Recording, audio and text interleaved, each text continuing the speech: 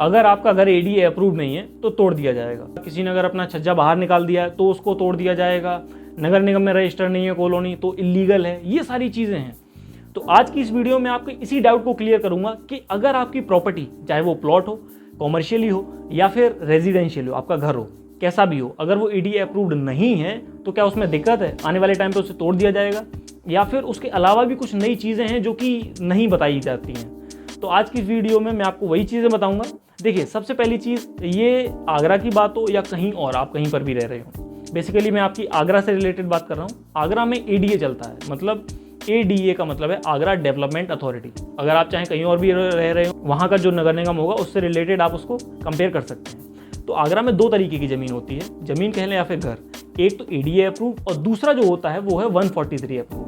ADA approved मतलब है कि सरकार द्वारा वो चीज़ रजिस्टर्ड है, वो प्रॉपर्टी रजिस्टर्ड की हुई है आगरा डेवलपमेंट अथॉरिटी द्वारा।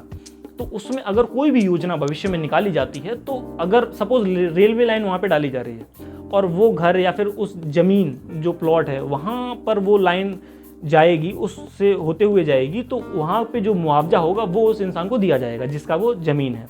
और अगर वही ज़मीन एडीए अप्रूव नहीं है तो दूसरी चीज़ होती है 143, जो मैंने आपको बताया। 143 में क्या है कि वो जगह आबादी घोषित क्षेत्र है।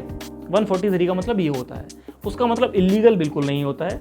143 मतलब आबादी घोषित क्षेत्र है, आप वहाँ पे घर बना सकते हैं, रह सकते हैं, कॉमर्शियली भी उस चीज़ का यूज़ कर सकते हैं, इसमें कोई भी दिक्कत नहीं है, जैसे चाहे आप उसका यूज़ कर सकते हैं। अगर मान के चलो कोई वहाँ से भी कोई योजना निकाल रही है सरकार, तो वहाँ से भी आपको मुआवजा मिलेगा। लेकिन अगर कोई ऐसी ज़मीन जो कि ना तो एडीए अप्रूव्ड है और ना ही 143 अप्रूव्ड है, तो ऐसी कंडीशन में वो ज़मीन इलीगल हो जाती है। और अगर उस ज़मीन पर कोई कंस्ट्रक्शन किया गया है और वो कंस्ट्रक्शन सरकार की नज़र में आ जाता है, तो ऐसी कंडीशन में आपकी ज़मीन तोड़ी जा सकती है। अभी हाल फिलहाल में एक केस हुआ था दिल्ली या नोएडा की साइड में, जो पूरी बिल्डिंग थी, पूरा स्ट्रक्चर था, सारा डैमेज कर दिया गया था। तो ये सारी चीज़ें हैं जो कहीं ना कहीं आ जाती हैं। तो जब भी आप प्रॉपर्टी लें तो पहली चीज़ तो ये कंफर्म करके रखें कि वो एडीए अप्रूव्ड होनी चाहिए, मतलब जहाँ पर भी आप रह रहे हैं उस जगह से अप्रूव्ड होनी चाहिए। है तो फिर अच्छी बात है, अगर एडीए अप्रूव्ड नहीं है तो 143 अप्रूव्ड तो होनी ही चाहिए।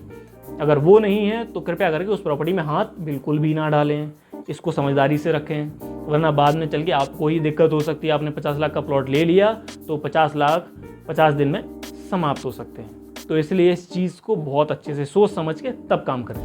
तो ऐसी और इन्फॉर्मेटिव वीडियोस मैं आपके लिए लाता रहूँगा।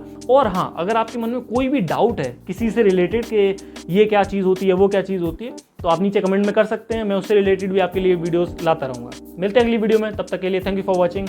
Good night.